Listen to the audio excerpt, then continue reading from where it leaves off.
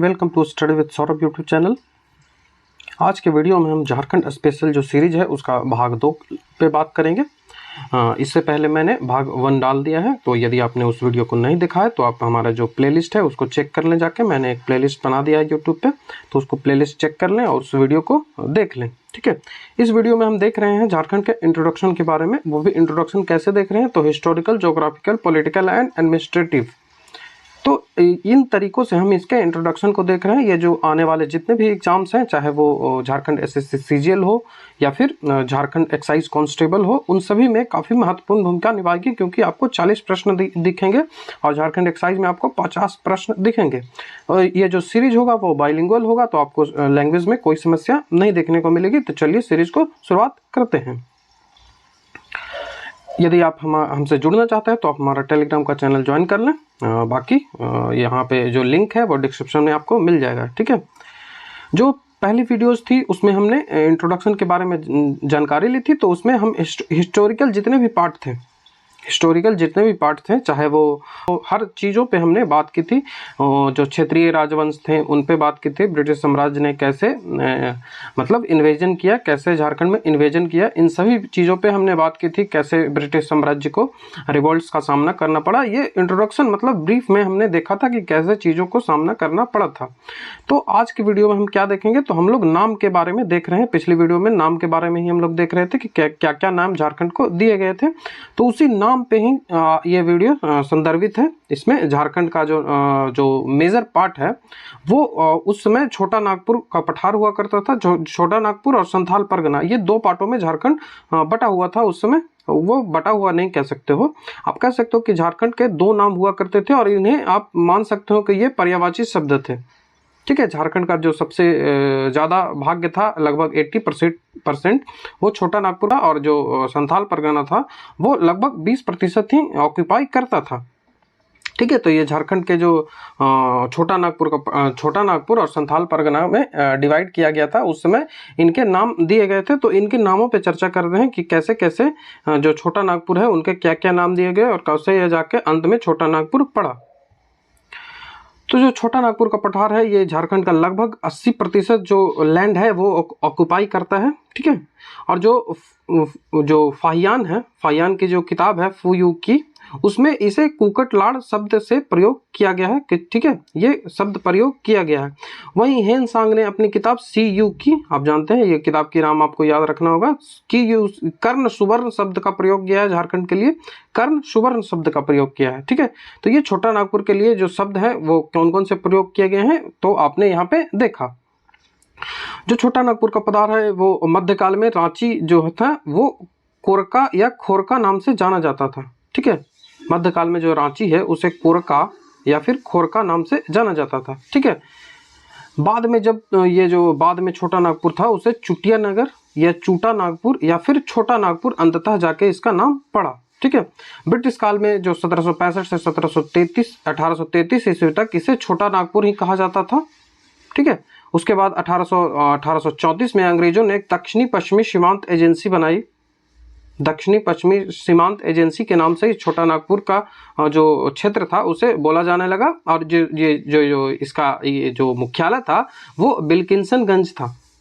विल्किंसनगंज, जिसे विशनपुर भी कहा जाता था। और यही विशनपुर आगे चलकर क्या हुआ, तो यही विशनपुर आगे चलकर इसका नाम रांची पड़ा। और जो छोटा नागपुर का क्षेत्र था वो झारखंड के रूप में तब्दील होता गया, क्योंकि आप देख सकते हो कि ये लगभग 80% जो क्षेत्र है वो ऑक्युपाई करता है।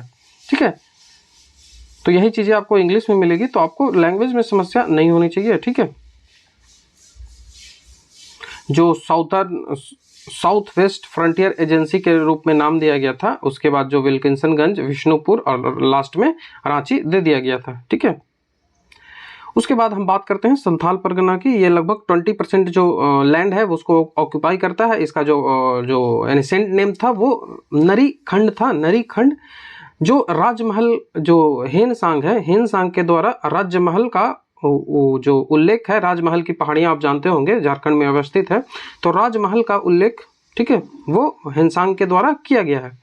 ठीक है। संथाल परगना जो है वो किस किस से जुड़ के बना हुआ है, तो इसमें राजमहल का क्षेत्र आता है, इसमें पाकुड़ का क्षेत्र आता है, इसमें गोड्डू का क्षेत्र आता है और इसमें दुमका का क्षेत्र आता है।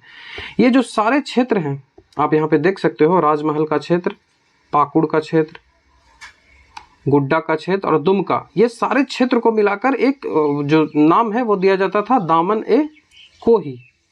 ठीक है, क्या नाम दिया जाता था? दामन ए कोही, जिसे पहाड़ी अंचल भी कहा जाता था। दामन ए कोही आपसे जो बीपीएससी का एग्जाम है, बीपीएससी में ये सवाल पूछा गया था, दामन ए कोही कहाँ अवस्थित है? तो ये छोटा नागपुर का जो क्षेत्र है वहाँ पे स्थित है। संथाल परगना का जो क्षेत्र है वहाँ पे स्थित है, झारखंड में।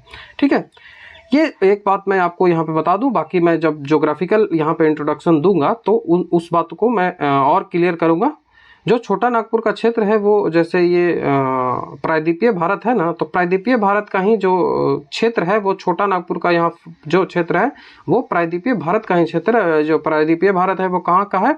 तो वो अफ्रीका से, अफ्रीका का जो पार्ट है वहाँ से इसे ये जो शिफ्ट होकर यहाँ आया और यहाँ से जो छोटा नागपुर का पता था वो शिफ्ट होकर यहाँ चला गया। ठीक है, बाकी हम इसमें ज्योग्राफिकल इंट्रोडक्शन में काफ़ी अच्छे से बात करेंगे।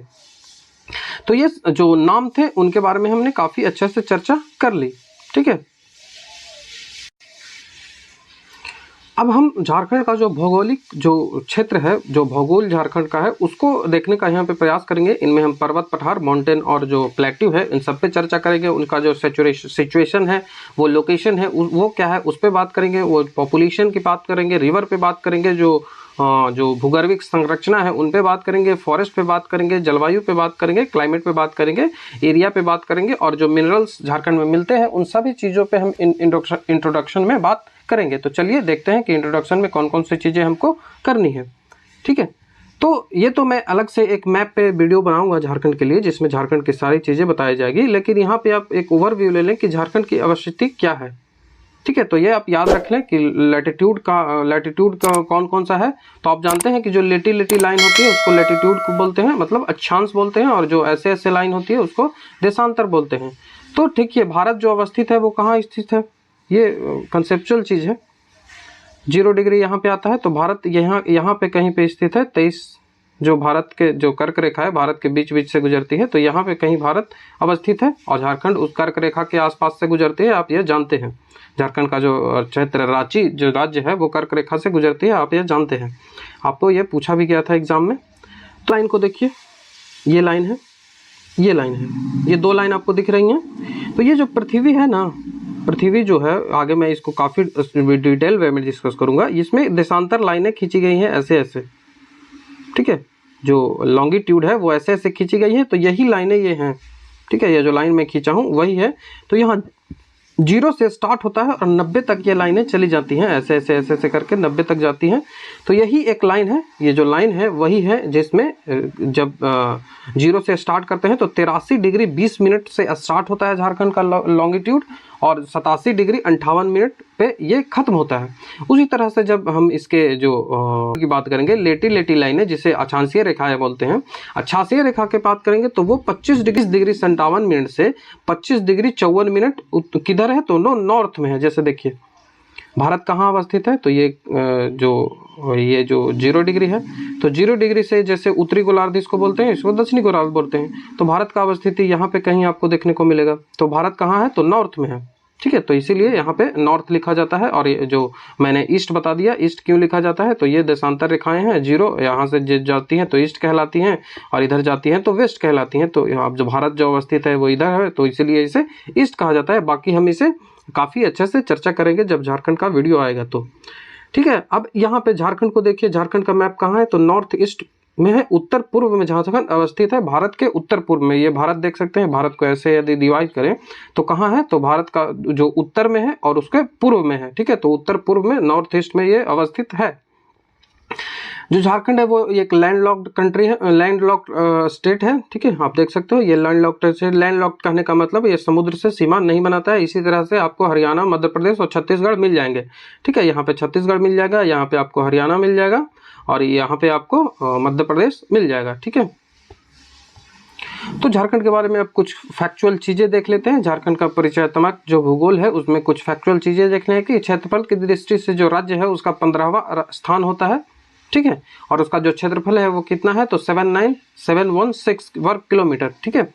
और ये भारत का जो जनसंख्या है उसका ये कितना प्रतिशत है, तो 2.42%, ठीक है, 2.42%, ये याद रखें, ठीक है। उसके बाद जनसंख्या की दृष्टि से जो झारखंड राज्य है उसका स्थान 13वां स्थान रखता है। और जो जनसंख्या है वो झारखंड की कितनी है, तो 3,29,88,000, ठीक है, 3,29,88,000, जो कुल भारत का 2.7% जनसंख्या ऑक्यूपाई करता है, ठीक है।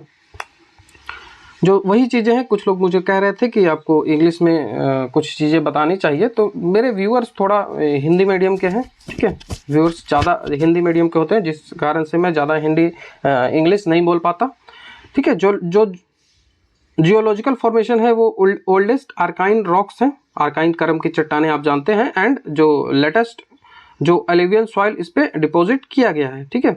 और इसका जो अपने पॉपुलेशन की मैंने बात कर दी, मोस्ट ऑफ द पार्ट जो झारखंड है वो छोटा नागपुर का पठार होता है, which is the northern eastern part of the peninsula plate. जैसे कि मैंने यहाँ पे आपको बताया था, आप हिंदी में यहाँ पे देख ले, प्रायद्वीपीय पठार का उत्तर पूर्वी भाग खंड है। यहाँ पे मैंने आपको बताया ना कि ये प्रायद्वीपीय पठार है, इसका उत्तर पूर्वी भाग खंड ही है। और बाकी मैं जब एक्सप्लेन करूंगा तो सारी चीज़ें आपको बताऊंगा। यहाँ की जो क्लाइमेट है वो क्या है, तो उष्ण कटिबंधीय मानसूनी प्रकार है, ठीक है। कैसी है, उष्ण कटिबंधीय मानसूनी प्रकार, ट्रॉपिकल मानसूनी टाइप, आपको याद रखेंगे, ट्रॉपिकल मानसूनी टाइप, ठीक है। उसके बाद जो झारखंड है उसके जनसंख्या यहाँ पे आप देख सकते हैं 3,29,88,000। इसका जो जनघनत्व है वो कितना है, तो 414 प्रति वर्ग किलोमीटर, मतलब 1 वर्ग किलोमीटर में 414 व्यक्ति रहते हैं। इसका जो दशकीय वृद्धि है, मतलब 2011 में जितनी 2001 में जितनी जनगणना थी उससे 2001 में कितनी जनगणना बढ़ गई, उसको दशकीय वृद्धि बोलते हैं, ठीक है। तो वो 22.42% है, 22.42%। उसके बाद जो लिंगानुपात है वो 947 है, मतलब 1000 जो पुरुष हैं, 1000 पुरुष हैं उस पर कितनी महिलाएं हैं, तो वो 947 महिलाएं हैं। साक्षरता कितनी है, तो 66.41% है। और ये जो राज्य है वो हिंदू बहुल राज्य है, इसमें 32 जनजाति हैं, इनको एसटी घोषित किया गया है। और जनसंख्या का लगभग 26% भाग जनजातीय है, ठीक है, जनसंख्या का लगभग 26% भाग जनजातीय है। मतलब 3,29,88,000 जो जनसंख्या है उसका 26% है वो कौन सी जाति है, तो वो जनजाति है, ठीक है।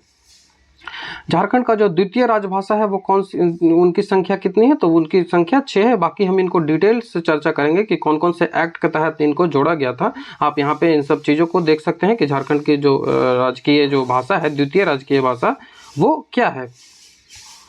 यहाँ पे देखिए झारखंड का जो सेकेंड ऑफिशियल लैंग्वेज है वो कितने हैं, तो वो 16 है।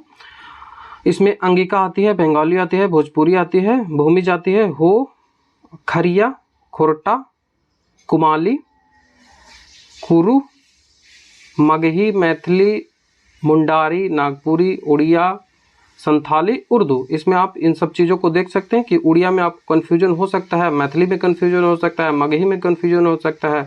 तो इन तीनों शब्द को याद, तीनों जो लैंग्वेज है उसको याद रखेंगे कि तीनों लैंग्वेज ये झारखंड का सेकंड ऑफिशियल लैंग्वेज है। और झारखंड का फर्स्ट ऑफिशियल लैंग्वेज कौन है, तो वो हिंदी है, आप जानते होंगे, ठीक है। तो इन चीज़ों को याद रखें। बाकी मैं इन चीज़ों को काफ़ी अच्छे से एक्सप्लेन करूंगा। जो पॉपुलेशन वाला सीट था उसका ये इंग्लिश में है, तो कोई समस्या आपको हिंदी में नहीं होगी, ठीक है। मैं जो टर्मिनोलॉजी है उसको भी इंग्लिश में यहाँ पे थोड़ा थोड़ा यूज करूँगा, ठीक है। तो ये झारखंड के बारे में जो इन्फॉर्मेशन कुछ थी वो मैंने आपको यहाँ पे देने का प्रयास किया। तो इस वीडियो में हमने देखा कि झारखंड का जो नाम है उसको थोड़ा सा देखा, और उसके बाद जो झारखंड की ज्योग्राफी है उसको थोड़ा सा देखा। बाकी आगे के वीडियो आएंगे उसमें मैं झारखंड के जो ज्योग्राफी है उसको और एक्सप्लेन करूंगा अच्छे से। पहले हम उसको मैप के सहारे देखने का प्रयास करेंगे, तो अगला जो वीडियो होगा वो मैप पे ही आधारित होगा।